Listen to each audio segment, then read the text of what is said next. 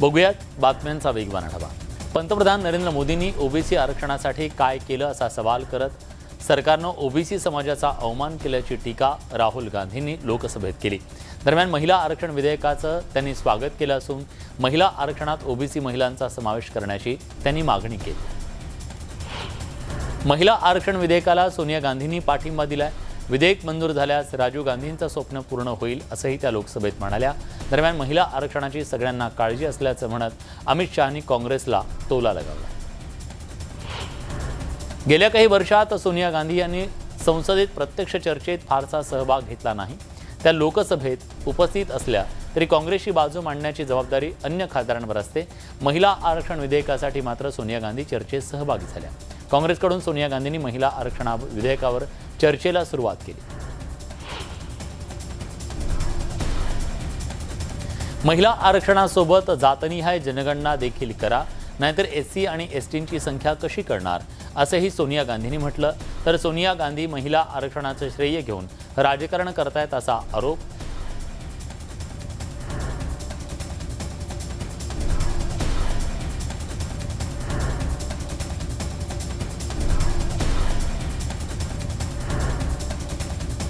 महिला आरक्षण विधेयकाच्या निर्णयाचं सुप्रिया सुळेंकडून कौतुक करण्यात आलंय।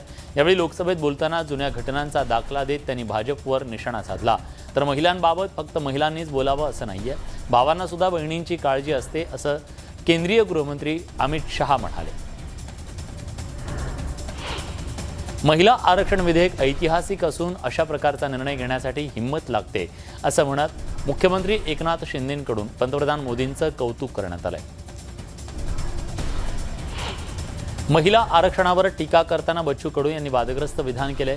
आजही 75% महिला आमदार, खासदार आणि लोकप्रतिनिधी क्रियाशील नाहीयेत, त्यांचे नवरेच सगळं काम पाहतात असं वक्तव्य बच्चू कडूंनी केले।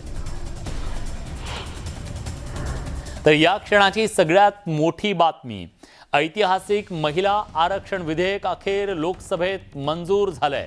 आजवर आकड्यांच्या खेळात अडकलेल्या या महिला आरक्षण विधेयकाचा लोकसभेतला मार्ग सुकर झालाय आणि महिला आरक्षण विधेयक मोदींचा अतिशय महत्त्वाकांक्षी ऐतिहासिक असा हा निर्णय आणि हा लोकसभेमध्ये या विधेयकाला मंजूर करण्यात सरकारला यश आलेलं आहे। सगळ्यात महत्त्वाचं म्हणजे प्रमुख विरोधी पक्ष असलेल्या काँग्रेसनं सुद्धा त्याला पाठिंबा दिलेला होता। त्यामुळे लोकसभेत हे विधेयक आता मंजूर झाल्यानं महिला आरक्षण विधेयकाच्या संदर्भातला एक महत्त्वाचा टप्पा पार केलाय असं म्हणावं लागेल।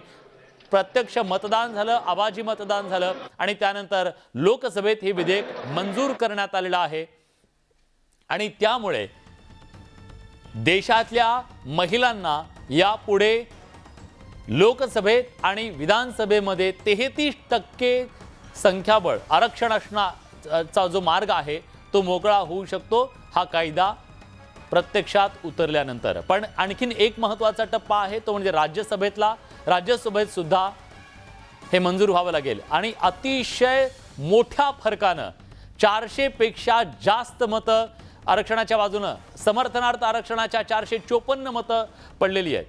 प्रशांत लीला रामदास आपले प्रतिनिधी आपल्या सोबत आहेत। प्रशांत, प्रचंड मोठ्या बहुमतानं लोकसभेत हे विधेयक मंजूर झालंय, सरकारचा एक मोठा विजय मानायचा? बरोबर, हा सरकारचा एक मोठा विजय आहे। ज्या पद्धतीची रणनीती महिला आरक्षण विधेयकाच्या संदर्भात तर केंद्र सरकारने आखली होती, त्यानंतर या रणनीतीचा विजय होताना आपल्याला पाहायला मिळतंय।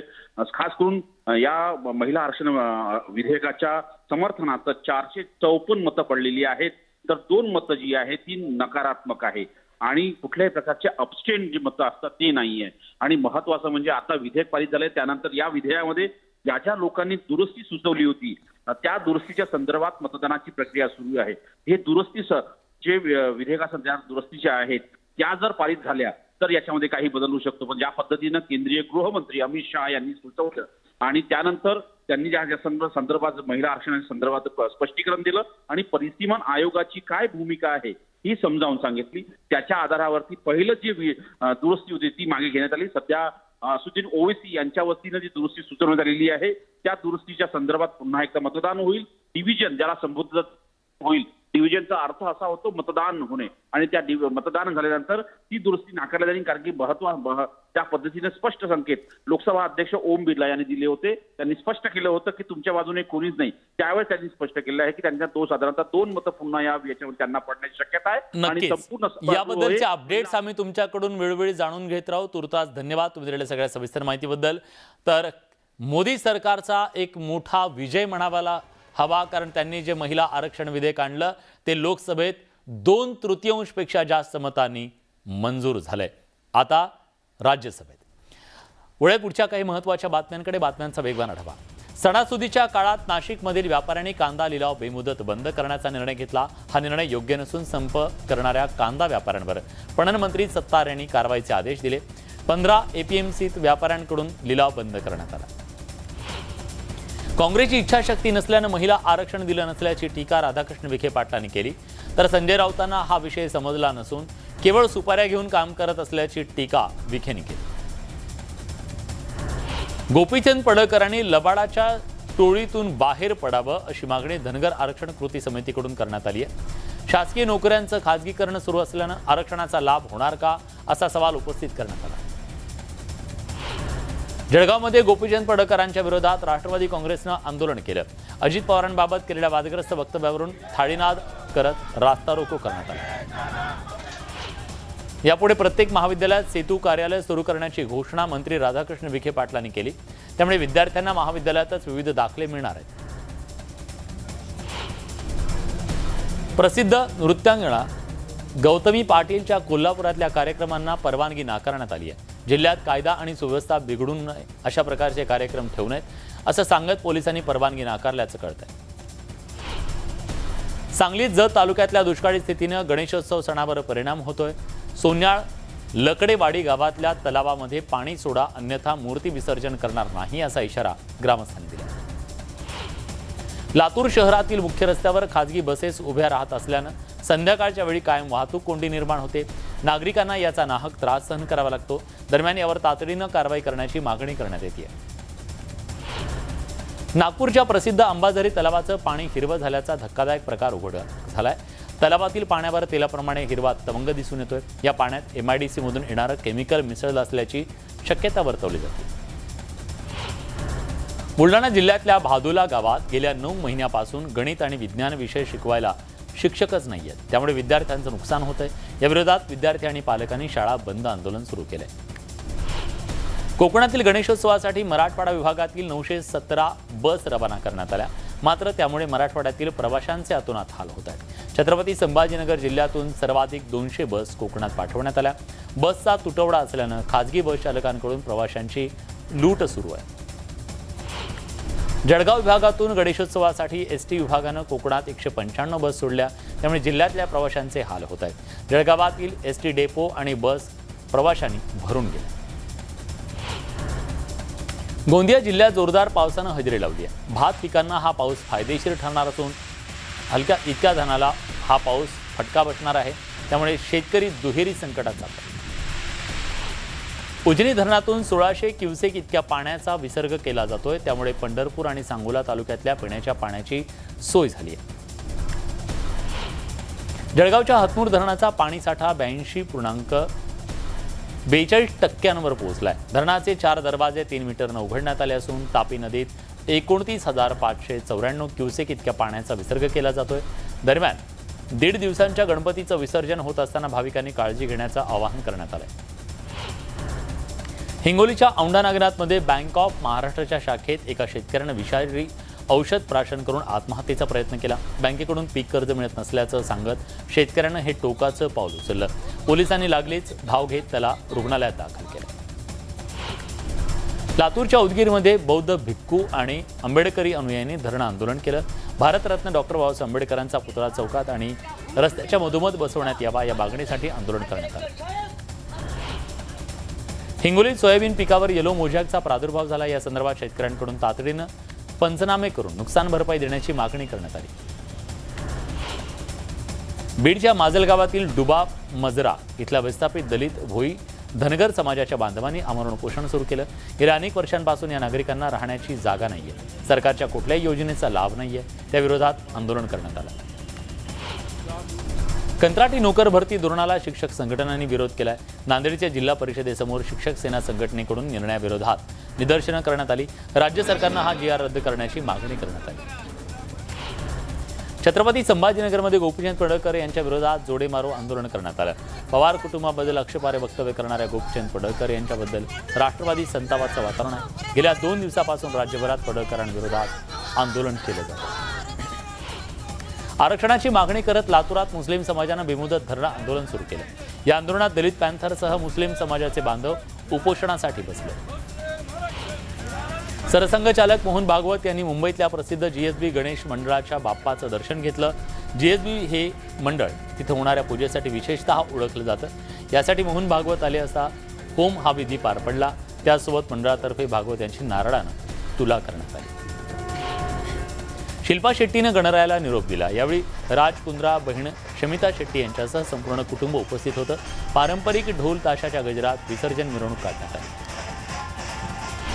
ठाण्यात सुमारे 30,000 गणेश मूर्तींचं विसर्जन करण्यात आलं. विसर्जनासाठी महापालिकेकडून विशेष व्यवस्था करण्यात आली. वसई, विरार आणि नालासोपारा भागात भक्तिभावानं 1.5 दिवसाच्या बाप्पाला निरोप दिला जातोय. पर्यावरण संवर्धनाच्या दृष्टीनं अनेकांनी कृत्रिम तलावात विसर्जन केलं. मुंबईत 1.5 दिवसाच्या गणपतीचं विसर्जन करण्यात आलं. बोरिवलीतल्या गोराई खाडी इथं विसर्जनासाठी व्यवस्था करण्यात आली. यावेळी भाऊक झालेल्या गणेश भक्तांनी पुढच्या वर्षी लवकर या असं म्हणत बाप्पाला निरोप दिला. पुढच्या वर्षी लवकर या असं म्हणत रत्नागिरीत 1.5 दिवसाच्या बाप्पाचं विसर्जन करण्यात आलं. दापोलीत सुमारे 7,000 घरगुती बाप्पांचं विसर्जन करण्यात आलं. नागपुरात 1.5 दिवसाच्या बाप्पाचं विसर्जन करण्यात आलं. 1.5 दिवस मनोभावी बाप्पाची सेवा केल्यानंतर बाप्पाला निरोप दिला जातोय. विसर्जनासाठी शहरात 400 ठिकाणी कृत्रिम टाक्या निर्माण करण्यात आल्या. नाशिकच्या सिन्नर तालुक्यातल्या निराळे गावच्या माध्यमिक शाळेत पर्यावरणपूरक गणेशोत्सव साजरा केला. इथल्या शाळेत झाडावर गणपती बाप्पा साकारण्यात आले. गणेशोत्सवाच्या माध्यमातून पर्यावरण संवर्धनाचा संदेश देण्यात आला. उत्तर प्रदेशातल्या मेरठमध्ये मराठी कुटुंबाच्या गणेश मंडळानं बाप्पाची प्राणप्रतिष्ठा केली. या निमित्तानं आटपाडीच्या माणदेशातील बेंजो पार्टीला खास निमंत्रित करण्यात आलं होतं. श्री गणेश महाराष्ट्र मित्र मंडळ मेरठ असं मंडळाचं नाव असून गेल्या 22 वर्षापासून ते गणेशोत्सव साजरा करतात. अमळनेर तालुक्यातल्या दैवत गावामध्ये सरपंच सदानंद बहारे यांना मारहाण झाली आहे. पूर्व वैमनस्यातून मारहाण झाल्याचा आरोप आहे. पोलिसांकडून अजून गुन्हा दाखल झालेला नसल्यानं रिपाई पक्षाकडून निदर्शनं करण्यात आली.